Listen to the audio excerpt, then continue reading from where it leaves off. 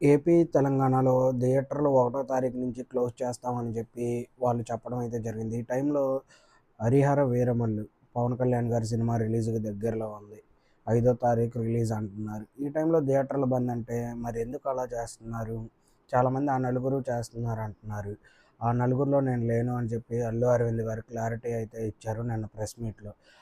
మనం కూర్చొని మాట్లాడుకుంటే సరిచేయవచ్చు. వాళ్ళు మాట్లాడతాకి ఇష్టపడట్లేదు. వాళ్ళు థియేటర్‌లో క్లోజ్‌లోనే ఉంచుతామని మాట్లాడుతున్నారు. అందుకనే నేను గూడా వాళ్ళ మీటింగ్‌కి వెళ్ళలేదు. నాతో పాటు ఉన్న వాళ్ళని గూడా ఎళ్ళొద్దని చెప్పాను అని అల్లు అరవింద్ గారు మాట్లాడటం అయితే జరిగింది.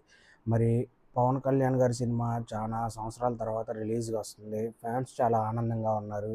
ఈ టైంలో మరి ఎందుకు బ్యా థియేటర్లు క్లోజ్ చేస్తామంటున్నారు.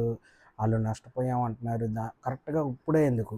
కొంచెం ముందు నుంచి ఉన్నాయి లేదా తర్వాతైనా కరెక్ట్‌గా ఈ సినిమా రిలీజ్ అప్పుడే ఎందుకు అని చెప్పి ఫ్యాన్స్ అయితే అడగటం జరుగుతుంది. అలాగే 30వ తారీఖు 'భైరవం' సినిమా రిలీజ్ ఉంది. మంచు మనోజ్ గారు, నారా రోహిత్ గారు, బెల్లంకొండ శ్రీనివాసరావు గారు వీళ్ళ ముగ్గురు సినిమా రిలీజ్‌కి దగ్గరలో ఉంది. మరి ఏం జరిగిద్ది? వీళ్ళది 30వ తారీఖు రిలీజ్ అంటే 1 తారీఖు థియేటర్లు క్లోజ్. మరి వీళ్ళ సినిమా ఆడిద్దా లేదా? వాళ్ళు నిన్నే ప్రీ రిలీజ్ ఈవెంట్ కూడా చేశారు. ఇటు పక్కన చూస్తే పవన్ కళ్యాణ్ గారి సినిమా రిలీజ్ ఉన్నాయి. మరి ఏం జరిగిద్దని అందరూ వేచి చూస్తున్నారు. ఎవరు చేస్తున్నారు ఇదంతా అనేది మాత్రం ఎవ్వరికీ తెలీదు. థియేటర్లు నష్టాల్లో ఉన్నాయని చెప్పి డిస్ట్రిబ్యూటర్లు వాళ్ళు చెప్పడం అయితే జరుగుతుందంట. మరి పవన్ కళ్యాణ్ గారు మాట్లాడతారా?